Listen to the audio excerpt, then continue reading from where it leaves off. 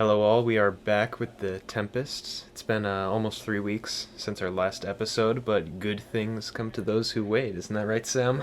They certainly do, Jack. I don't even. So, we were dreading doing an episode where we had to talk about Ruth Bader Ginsburg and the Supreme Court, right? Yeah, that was 2 weeks ago, and we kept thinking, like, oh, we'll do an episode about that. That's, like, pretty big. That's important. That Surely shapes the nothing election. more. Okay, at that, and then the debate happened, and that was a crap load of insanity, right? Yep. Yeah, that was a whole nother Okay. circus that we could have covered. That would have been a great episode. We should have done a debate reaction video. All right. But we waited. Oh boy, did it pay off. Yeah, so for those of you that are listening to this at another point, at 11 o'clock last night on October 1st, Donald Trump was diagnosed with COVID-19. And as of an hour ago, I think it is, he has been sent to the hospital Yes. with COVID. And we're finding out, Walter like, Reed, yeah. every hour, more and more people that work in the White House are, like, testing positive. Yep. Yeah. This is insane, right? Yeah, no, this is absolutely wild. No one, I hate to say this is a very cringy statement to make, but nobody had this on their 2020 bingo. That's Yeah. right, folks. So they're saying that he's being taken to the hospital as a precautionary measure, right? Yeah, but yeah, no, it's hard to say with COVID, and I mean it's something not that shouldn't be made light of. It's caused like a lot of problems in America. I think we're at a death count of 210,000 right now, but we saw what it did to Boris Johnson, and that man's 20 years younger than Donald Trump. We need to address this. Donald Trump is the oldest president in U.S. history. Yeah, He is, as Nancy Pelosi put it, obese. That's not me body shaming him. I'm speaking with the speaker. I'm repeating what the Speaker of the House said. yeah, I think you said earlier half of his blood is canola oil. yeah. Yeah, who said it? But they put his survival chance at 11%, or no, not survival. His death chance at The 11%. chance of him dying is 11%, based on what we know about his age, his obesity, his. He looks like crap, doesn't he? Yeah. And not only that, this is not an asymptomatic case. We know that. AIDS have confirmed that he felt, quote, lethargic the day of the debate or the day after. Yeah, has mild symptoms, all that sort of thing. Yeah, so it strongly looks like this. Alright, we might as well make our predictions. I don't think the president is going to die of COVID. I think his case will get bad. I think things will look like he's going to die. I think it'll be another Boris Johnson situation where he gets moved to the ICU. He's on a ventilator. He's, bored. Obviously, we know Pence will replace him, Yes. but Boris Johnson had to have a meeting to, talk about the line of succession because he thought he was going to die. He was ready for, death. Yeah. And since Boris Johnson and Trump have the same body type, I think that's a good comparison to go off of. And also, as you said, Johnson is in his 50s. Yeah. Trump's in his 70s, folks. Yeah, no, I think it's pretty up in the air how this goes. And I mean, we thought RBG was going to be the curveball before Election Day, but having the president put out of commission for a couple of weeks with COVID at minimum, I think they've said today that he will be spending the next 3 days in the ICU. Oh, he's in the ICU? Or at the hospital, at least. Yeah, I don't know yeah. if they said ICU. He hasn't gotten moved to the ICU yet. Yeah. But okay, so the thing with RBG dying too is that she's dead, and if Trump dies, those are probably the biggest cultural figures for the liberals and the what we now call conservatism dropping dead. Absolutely. Guys, I want you to think about the president dying real quick. All you people listening at home, every tweet that you got mad at, every policy, everything you can think of, all the immigration stuff when he banned trans people from the military, bringing back asbestos, the Stormy Daniels thing, all the Russia hysteria, all the hysteria that he's a puppet of Vladimir Putin. The man dies, and none of that stuff matters. I mean, Mike Pence is a monster, but he is like, if he was defeated, there would be no issues. He would leave office, and that would be that. He doesn't tweet. He doesn't post. He doesn't like. He's an institutional conservative. He doesn't make people mad the same way Trump makes people mad. Trump is like a troll. Like I think that's why he's doing so badly in the polls. People are tired. Even like people like not his like insane supporters that think he's God, but like people like normal people who voted for him are like getting exhausted with like him, tweeting like, I don't think the Supreme Court likes me very much. It's it's the Elon Musk dilemma. It's where you like the person for the cool things that they say, but then that starts to mess with your stock prices, and you start to like them a little bit less. Yeah, it gets tiring. It does. It gets exhausting for everyone to have like just a troll poster as president of the United States. Yeah, this is the first shit poster we've had in the Oval Office. Yeah, and like everything he tweets and says matters to people, and I just don't think we want that. I think that's one of the biggest appeals about Joe Biden to a lot of people. Yeah, and going back to what you were saying earlier about like if he dies, that's like it. That's the end of his cultural moment of like this sort of neocon, like not even neocon, but like this sort of like rhetorical right-wing populism. You think if he dies... okay, we're not talking about he dies. He dies of COVID before the election, and Joe Biden wins. Yes. The populist right that he sort of created within the Republican Party, that's gone for good as an electoral base? That's gone for good as the central, like, Republican Party. That's gone as, like, the main, like, thrust of party support. So if Trump is dead, and I just can't stop saying that, I'm sorry. If Trump dies and is dead, then is no longer alive. Well, yeah, that's because that's something that was, like, didn't exist. There was, like, no chance of that happening. Like, he's there, he's always going to be there, he's the president. But in, like, the last 30 minutes, we are coming to grips with the fact, oh, wait a minute, this president is a mortal human that may not be around for very long. Yeah, Yeah, and that's never been, like, nobody was thinking, like, well, what, in the 80s, nobody was like, what if Reagan gets AIDS? Yeah, or, like, it's been, president hasn't died in office since JFK. It's one of those things like, oh, it's the 21st century. Presidents don't die. Most people who were alive for the last president to die in office are not alive now, probably. Yeah. Or, like, way too young to remember it. Like, I think my dad was, like, 5 or 6, somewhere in there. He claims he remembers RFK's death. But, all right, anyway, I digress. Okay, so Trump dies tomorrow, let's say, whatever, it doesn't matter. He dies before the election of 2020. Biden gets elected, because that's, right, can we establish that? That's the only logical outcome. Pence could not beat Biden in an election. Not in these conditions. Maybe if he had since August to prepare for it, but he has until October. Or he has no fighting chance. Or if we were still on like the back end of the Trump boom in the economy. Yes. If that was still going strong, Pence might be able to win. Yes, I made this point in an earlier episode. The only reason Trump is ahead, despite living in a world where over 200,000 Americans just died, and despite the fact that the economy is in its worst shape like ever, Trump is still behind in the polls, but has a fighting chance, has around the same chance that he did in 2016. And I said that before, that's only because he is Donald Trump.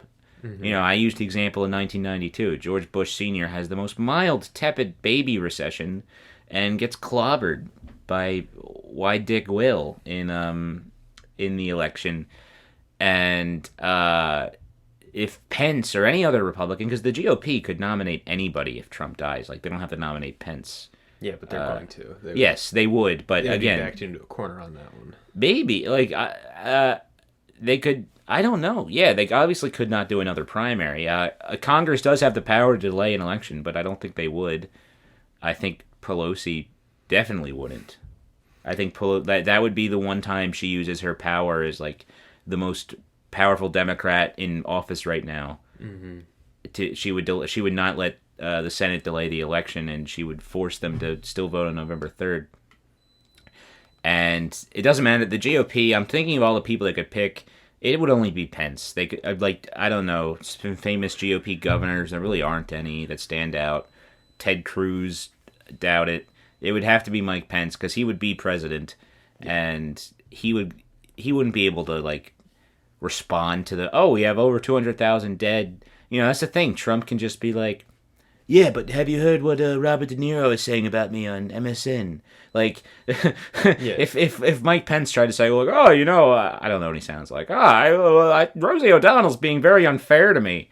That wouldn't work. That would not work with anybody else. No, and it wouldn't. That's why it's so important for Trump to die, because his moment is so unique. Everything about him is so unique, and that's the thing. Like, if Obama or Bush died in office, like, we'd be like, oh shit, a president died.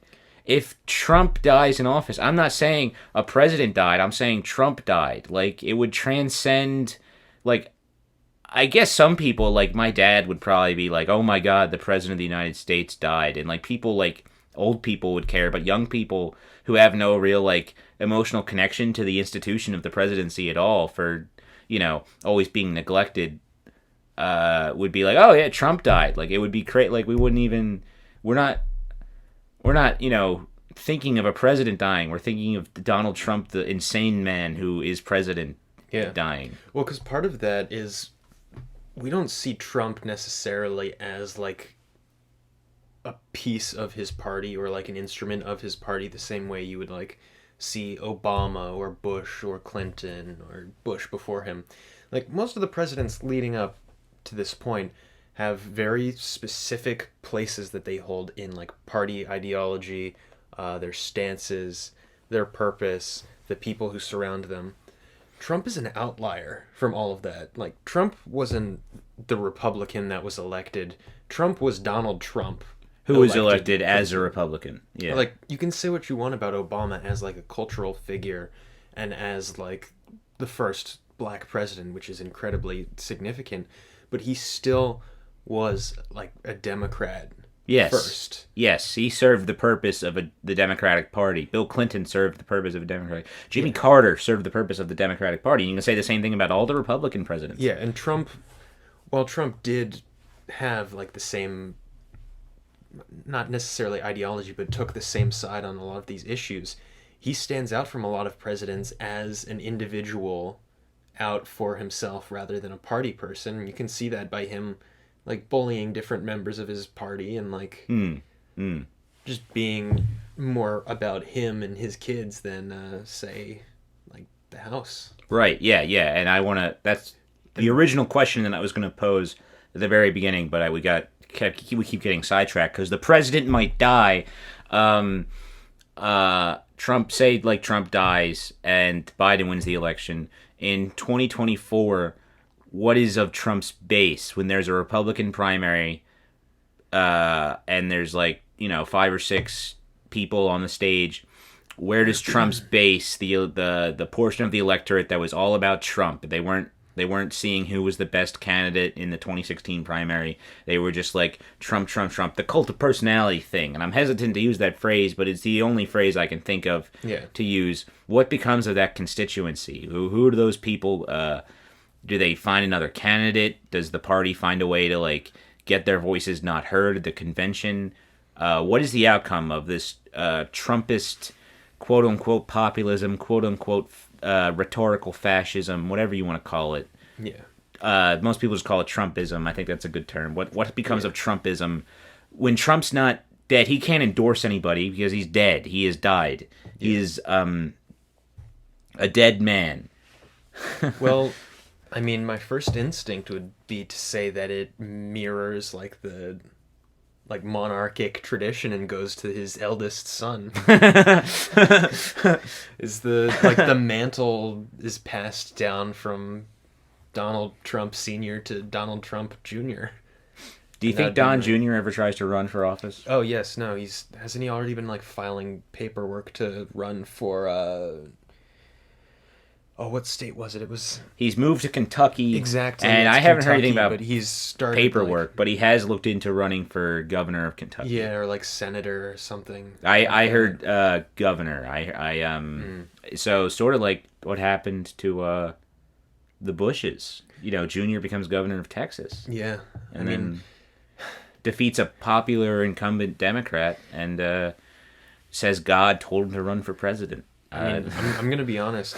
It's hilarious how a lot of the like East Coast are characterized as like liberal elites. But imagine the son of a literal billionaire from New York, like real estate developer, moves to Kentucky to run for governor. It is yes, that is the definition. That's disgusting. Don Jr. Inherits all of his father's money. He's never worked a day in his life. His dad is a glorified landlord and TV personality, and he moves to like one of the poorest states in the entire country with a literacy rate of like 9%, and says and gets up on the stage and starts talking about the war on Christmas, and like I wrote several books that owned the libs, and and wins in a landslide. I mean, I'm no fan of W, but people accuse him of like cosplaying as a cowboy, but that's that's just how he is. He worked in like oil fields doing all sorts of work. He put in the effort. He didn't just like move from Connecticut to Texas and be like, hey, howdy, I'm governor now. And whatever you say about him, George Bush Sr. was a Yale student and Skull of Bones Society member, and W. Bush graduated from Harvard Law, and both of them moved to Texas and dressed up like cowboys. I remember Bush Sr. also tried to do that. The New England raised, Yale educated, that whole family. We could do an entire episode on George Bush Sr. and nothing would please me more. That entire family, man, they're like, oh boy, they make the Trumps look like Jesus and the Virgin Mary. Reach out to us on Twitter at The Tempest if you want us to do an episode about Bush Sr. Yes, we can talk about all that time he did in CIA. Yeah. Okay, getting back to the president dying. You just love saying that. I can't even fathom it. Like this is very. We have to compare it.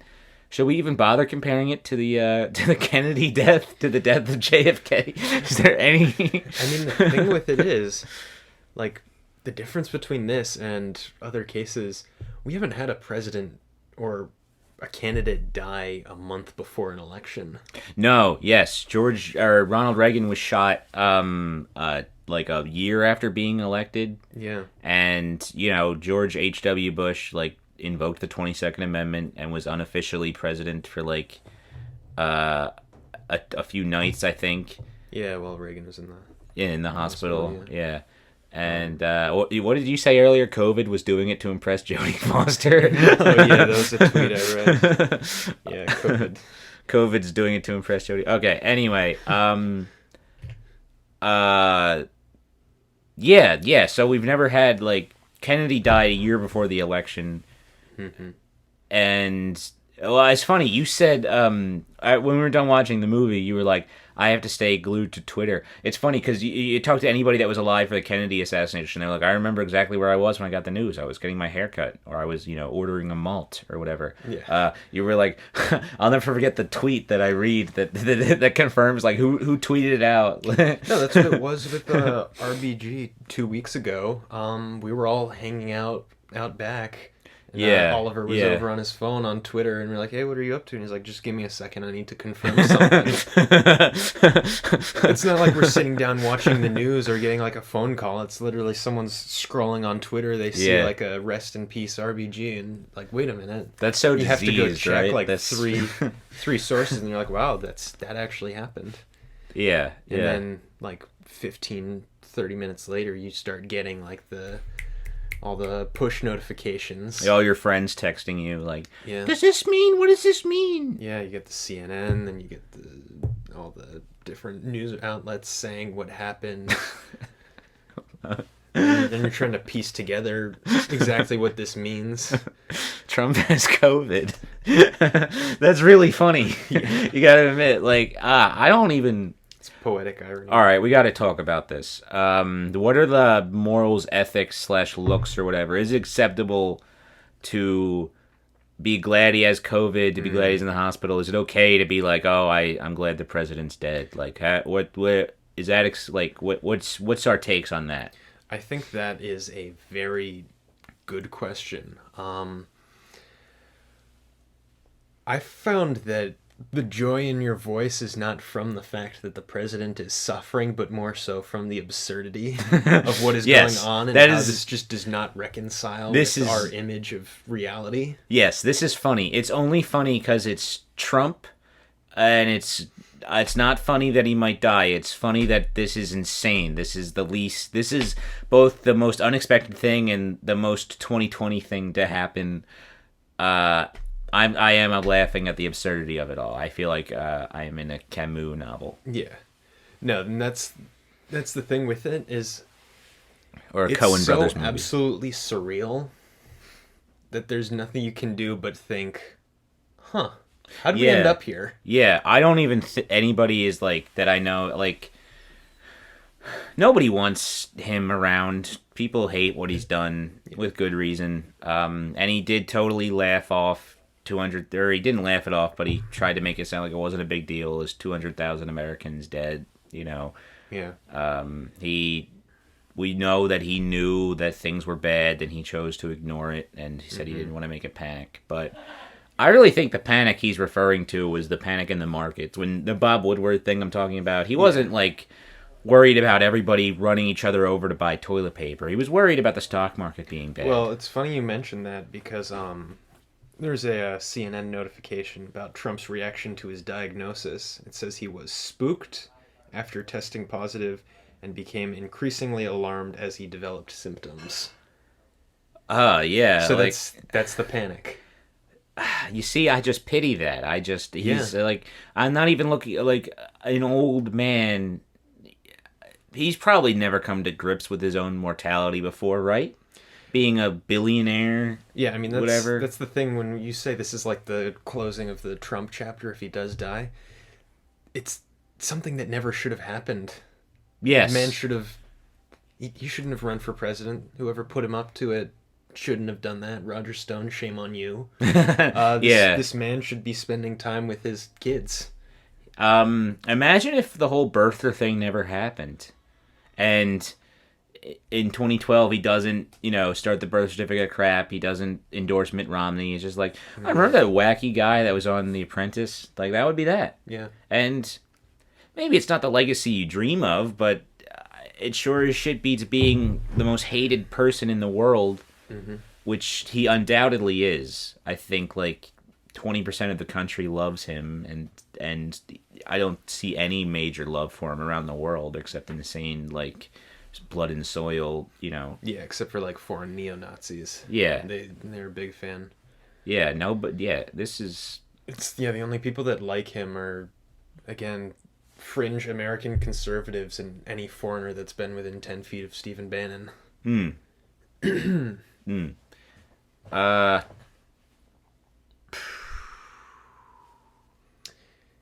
Yeah, so I mean, I guess we can talk about who else has gotten it from this.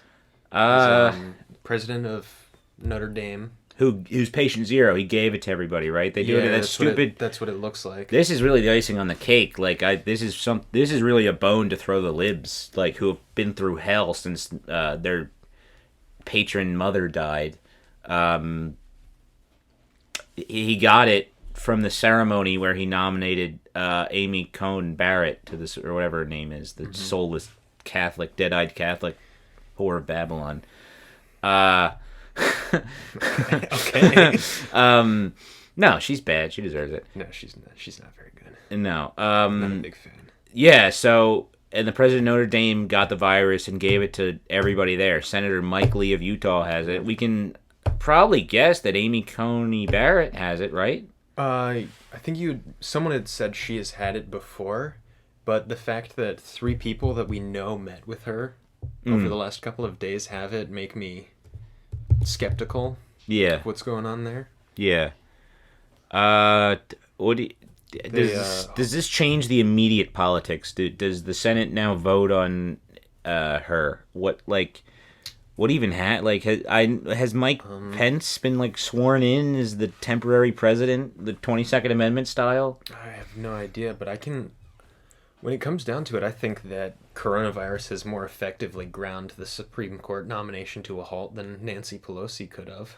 Do you think so? You think they're not going to be able to do it now? Yes, I think if Trump is out of commission, same with Mike Lee, and if Amy Coney Barrett does in fact have it, then I think the Judiciary Committee is going to hesitate to meet and hold hearings, and the process is 40 days? Is that how long it takes usually? Something like that, and if you can push them couldn't over take the edge, a day if they really wanted it to. It could, but I hate to argue with the optics of things because we've learned that's dumb and fallacious reasoning and it doesn't work out how you think it does, but I think the optics of pushing her through in a day, they don't want that. Not before an election. Maybe in the lame duck session. Yes, that makes the most sense. If you're a GOP strategist, doing the lame duck session is the most logical thing to do. Except Arizona is a special election. That's true. It's a special election, so theoretically, the day after the election, Kelly could be sworn in. Yeah, and it looks senator. Like that guy's going to win. The Democrat's going to win in Arizona. That seat in Arizona. Does Biden win Arizona? It doesn't matter. I don't think Arizona matters. I think it's... I've said it before, but it's going to be Pennsylvania, Michigan, and Ohio, Wisconsin. It's Pennsylvania, Michigan, Wisconsin. Those are the ones to watch. Biden's not winning Florida. I don't care if he wins Arizona. If he can pull Wisconsin, Michigan, and PA, those three. Yeah, Ohio would help too. I think. Ohio would help, but I don't think Ohio's on the table. Really? Even with the auto bailout stuff? I don't think it is like those three states. And again, those are the three ones that I think Biden has the best chance in, and those are the only three he needs. Yes. So I don't think it's worth it to worry about Arizona, to worry about Ohio, worry about Florida, or some of the other ones. I think those are the three that matter. And if he can pull all three of those, he has to get all three, then he becomes president. I agree. I think all this obsessing over Florida is really cringe. Florida, all the money dumping into it. I don't care about Florida this election. Do you think he'd have a chance of winning Florida? Florida already stole one election. We'll do it without him this time. Do you think he'll win Florida if he campaigns with Juan Guaido? No. I think that people know Juan Guaido's a loser, and... Yeah, Trump has given up on him. Yeah, everyone has. Except House Democrats, except Nancy Pelosi for some reason. She loves Juan Guaido. I don't know why anyone would. At this point in time, he has no charismatic, legal, any sort of claim to legitimacy. In Venezuela, he's a glorified expat at this point. Yeah. Viva Maduro. Yeah. There's one world. I should bring this up. Yesterday, Jimmy Carter turned 96 years old. Yep, and he's gonna outlive Donald Trump. That's what I told you, and we heard the news today, and it seems realer than ever. I have one thing to say to that. Inshallah. Yeah. That's because Biden said at the debate. He said that at the debate.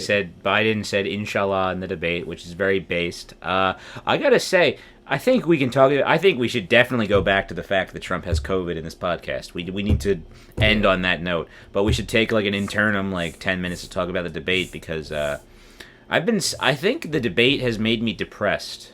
Yeah. I think I am right now sad, and I think the debate, not the debate itself, but seeing liberals talk about the debate has really just black-pilled me. Jack, you start us off the debate. What are your thoughts? So my first thought on the debate is, wow, I'm never getting this 2 hours back. People are saying that Biden clearly won. by traditional debate terms, like if you're putting the rules in place for traditional debate and like landing points on your opponent and all that, yeah, you won. Does that matter to anybody? No. Did anybody who watched that change their mind on anything? No. Yeah, who is that for? Watching two men in their 70s act like belligerent children, and I hate to say that Biden gave in to Trump in a lot of those cases, but yeah, no, he didn't help himself really at all. I mean, he had some good sound bites. A couple of times he would turn to the camera, say you need to go out and vote, and Trump never really landed any messaging like that. But other than that, I don't think Biden looked that good at all. And whether or not that's something that he'll do better on in the second debate, whether or not there is a second debate, when it comes down to it, after the 2016 debates with Hillary Clinton, it's what you expect with Donald Trump. I just don't know if Biden's the guy to debate Trump. I know, that was the most on-brand performance Donald Trump's given in his career. And to all you people getting butthurt over him not following the rules, if following the rule led you to this, of what use was the rule? That's Cormac McCarthy for you, baby. Yeah, like, yes, people getting butthurt about it is what really depressed me. Like, trying interrupting the moderator. Like, did you see him bully Jeb Bush into ending his career? Yeah. I'm sorry, I'm getting a phone call. Let me decline this phone call real quick.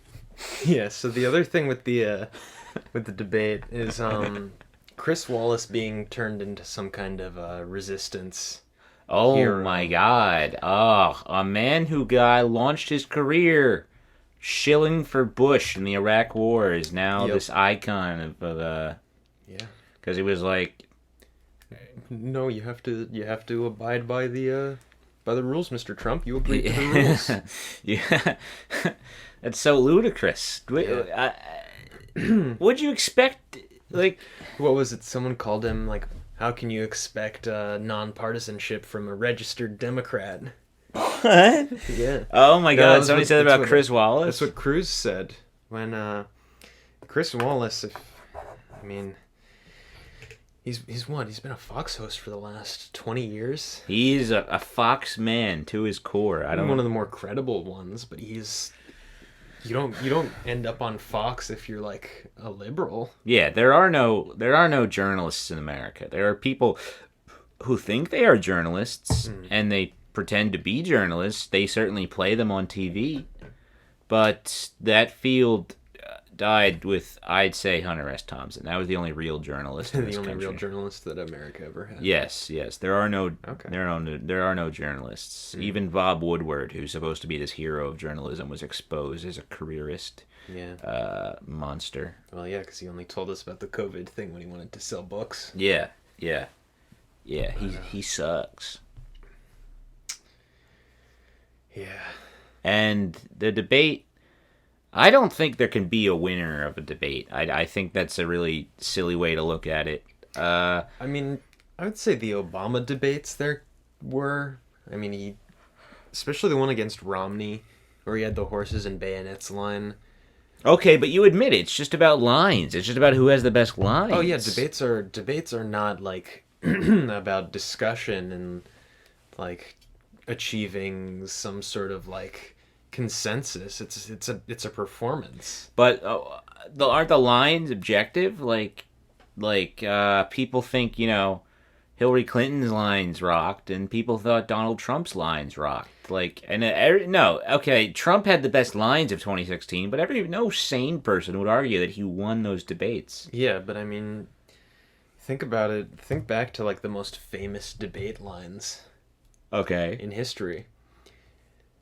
You would say those people won the debates. The Jack Kennedy line, "You sir are no Jack Kennedy." Didn't win the election, but like that's all you remember of that debate. You can say he won the debate against I guess, but are you gonna look here and tell me, like Trump said at that one debate, yeah, you'd be in jail, to Hillary? Like, do you really think Trump won that debate? Do you really think people walked away thinking like, wow, Trump really just destroyed her. Yeah, I mean, there's no winners in those debates. I think Hillary Clinton lost those debates. You think so? I don't think Trump won. I don't. Well, first of all, the debates in 2020 are not to be won; they are to be observed. Like nobody is like reaching out to undecided voters at these things. It's basically just ceremony. I at this point, like, nobody's watching that to like learn. Ooh. Again, I wouldn't be surprised if we didn't have any more debates this election. You think so? I think that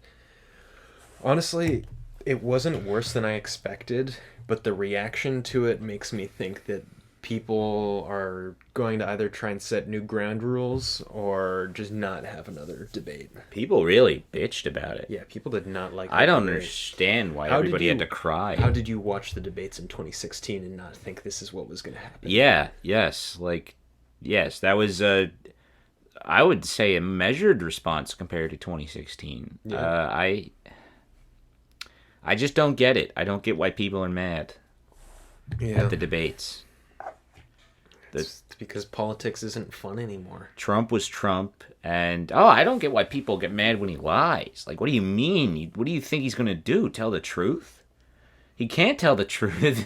Like, and Biden is the biggest liar ever. Like, do you remember his last debate with Bernie? It was lie after lie. Oh, I didn't try to cut Social Security. He's a fraud. I mean, the unfortunate thing about Biden is he's the establishment candidate. He can't say, I'm not doing a debate, because when you are an establishment candidate, you are expected to do the debates. If you are trying to, like, return to normalcy, you are expected to follow norms. Do the normal thing. He literally said, "Thank you for being here, Mr. President." Exactly. When that was his first line of the debate, he said, "Thank you for doing this. Thank you for being." He called him Mr. President and everything. Like, that's the most. If you are trying to appeal to people's sense that we need to return to like the good old days, return to the good old honest politics, you cannot skip a debate. And so that's put Biden in the corner where he has to show up. He's not going to get anything out of it. Trump's going to like walk all over him. Again. I don't think any sane person. I mean, don't get me wrong. I'm no fan of the Biden campaign. I think Biden's going to win. He hasn't earned it. I don't think Biden's going to win the presidency. I think Trump might lose the presidency. That's how I felt about Clinton in 2016. Yeah. Joe Biden has not earned your vote. He literally shat on the Green New Deal on the debate stage. He's not working for you. He doesn't want to represent you. He doesn't care about you. All these, that's the thing. Biden doesn't lie anymore. He lied when he was going up against Bernie, but now he doesn't have to lie. He has the stooges in the media lying for him, telling you that he's the most progressive president he would be the most progressive president since FDR. There's no proof of this. They're just saying it over and over again. Like I have seen the phrase when describing Biden's policies, an FDR style presidency, more times than I can count. This has been completely manufactured out of nowhere. People saying Kamala Harris is some sort of crazy left socialist, and wow, Biden picking her was a huge bone thrown at the progressive wing of the party. None of this is true. I'm not saying don't vote for him. I'm just saying don't kid yourself. Don't be sold. Don't be treated like don't become a Trump supporter for Biden. Is what I'm saying. Don't be seduced by a con man's lies. And Biden doesn't have to lie anymore because he has these people in the media lying for him. You know, I know of a few people that were like, what if he just endorsed Medicare for all with the Green New Deal at the debate? And at the debate, he dumped all over the New Deal. He took a huge crap on it. Yeah, I can't argue with a lot of that. I think that when it comes down to voting Biden, don't kid yourself and don't kid yourself and say that he's something he's not. Know what he is, and if that's what you want to vote for it. Accept it. Make peace with it. He's an Irish Catholic dumbass from a terrible town in PA. That's what he is. That's what I am. You know? That's what we all are in our heart of hearts. And I would like to emphasize again, don't people are becoming Trump supporters for Biden. I just think that's a really stupid.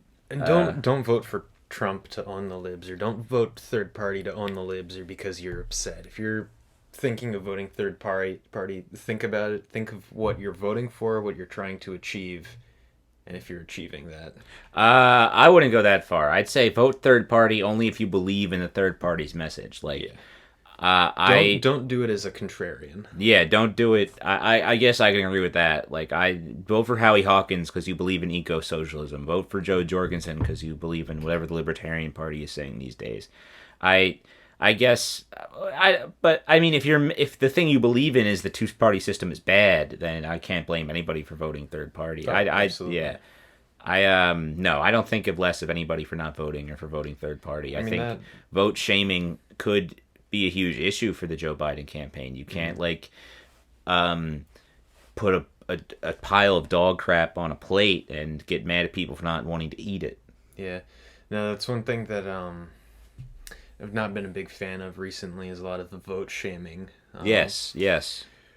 I mean, yes, I understand the stakes of voting for Joe Biden, but the condescension with which I often get told that he is unable to be criticized, you cannot fathom just not voting, or you cannot fathom voting third party because you are destroying the American empire with your own two hands. Yeah, it really exposes your privilege when you vote shame or, look down at non-voters. I have nothing but contempt for the vote shamers. And my whole thing with that, not voting is a legitimate political position. Yes. I think not participating in electoral politics is in and of itself a political position. And yes, focusing absolutely. on people that are saying, I do not want to participate in elections, focusing on your messaging on them, trying to push them to vote, is absurd when you think of the people that cannot vote. Yes, I 100% agree. And focusing your messaging on those who will not vote instead of those who cannot just doesn't make sense to me. Also, one quick question for Jack. If Joe Biden loses to Donald Trump's corpse, whose fault is it? Kanye West. Fair enough. Yeah. No, it is if Joe Biden manages to fumble this now. Do you think this helps or hurts him? The COVID thing, Trump COVID. It's too early to say. There's so much going on right now. It's very chaotic. It's been 2 weeks since RBG died. Yes. Oh, yes. Vote for Joe Biden because if you don't, Trump will get another Supreme Court pick. Yeah, He'll get RBG won't make it to 2024, but she'll definitely make it to past 2020. I mean, we've well surpassed the FBI opening an investigation into Hillary Clinton before the election phase with just the pure what the hell is going on around us. The October surprise, huh? Yeah, Happened on October 1st. Yeah, and we've probably got 2 more waiting for us. Yeah, I was going to say that. Do you think this is the last thing that happens before the election? No. That's insane. It should be, right? Here's what I'm going to say. Before the election, we are going to get at least one FBI report involving Burisma, Hunter Biden, the Steele dossier, Hillary Clinton's emails. Why not? Because why not? Yeah. Benghazi, or something like that. I would love that. I'm not going to lie. That would be fun. And it's going to come out before the election. What else are we going to get? Well, there's Trump's tax returns. That's another thing that we haven't talked about on here. No, I mean, what, you thought he paid taxes? What are you, a rube? Yeah. Yeah, no, only poor people pay taxes. Yes. We know yes. We've been known this. Yes, okay, I guess there is a thing, the only acceptable opinions to have on that I mean, what people perceive is if you're a liberal, you're mad that he gamed the system. If you're a leftist, you're like, oh, of course. And if you're a conservative, you're like, haha, that owns. He really owned the libs again, didn't he, Donald? Yeah. But, on the other hand, there's also the possibility of a SDNY, Southern District of New York, doing something with the Trump case. Something like that before the election. If they did... They're the ones that were trying to get the tax returns from the beginning, right? Yeah, they were the ones in the Supreme Court. Do you think someone leaked them to the New York Times? Because the New York Times got them. That's how we found out and they won't reveal their sources, which is actually a good thing that they're doing. You shouldn't expose your sources. Yeah. That is an instance of journalistic integrity from the failing New York Times. But how else could they have got? How? Like Michael Cohen made copies? I I don't. Accountant. I I don't know where financial documents come from, where they go. you just read them. Yeah. You're just like, ooh, another one. Yeah. My sole purpose is to consume tax documents. Yes, that is what you live for. Yeah. If we deprived them from you, you'd like shrivel up. Yeah. Can you imagine a world without bureaucracy to create paperwork for me to read? To pour over texts. Mm-hmm. Yes, the Trump tax thing is it should come. Do you think the Biden shirt I paid more in taxes than the? What do you think is a better shirt? Bad things happen in Philadelphia, or I paid more in taxes than Donald Trump. Better is bad things happen in Philadelphia. I like that line. I hate it. I think the people buying the shirts are very, very cringe. I wouldn't get it on a shirt. I wouldn't get either of them on a shirt. I just think that one's better. Oh, so you think that's a... But I asked what's a better T-shirt? Yeah, I think it's a better T-shirt than I paid more in taxes. I find it intoxicatingly cringy. The whole... I guess a friend of mine said Philadelphia just wants an identity, and if it's negative, that's even better.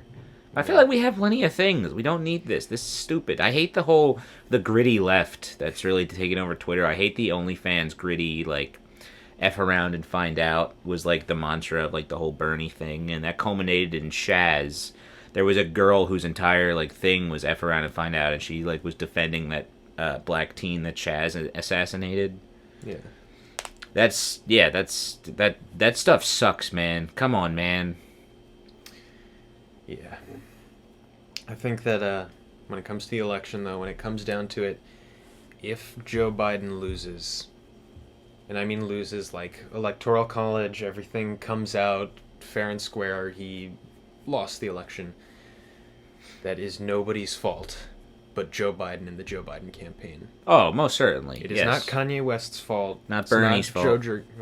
Joe Jorgensen. It's not Howie Hawkins. If Joe Biden cannot pull what is probably the second easiest election in the last 4 years. I would say easier than 2016. You think this is yeah? I think 2016 Trump's an unknown, and so people are like, "Well, I'm going to experiment and see what happens." But if Joe Biden loses, that is no one's fault but his campaign. You cannot blame third party. You cannot blame the left. Politicians are accountable to their voters. Voters choose politicians. Politicians do not choose voters.